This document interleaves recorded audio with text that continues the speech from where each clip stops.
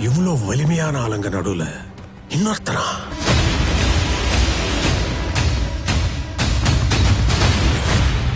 மக்கள் ராக்கிய சுல்தானா ஏத்துக்கிட்டாங்க.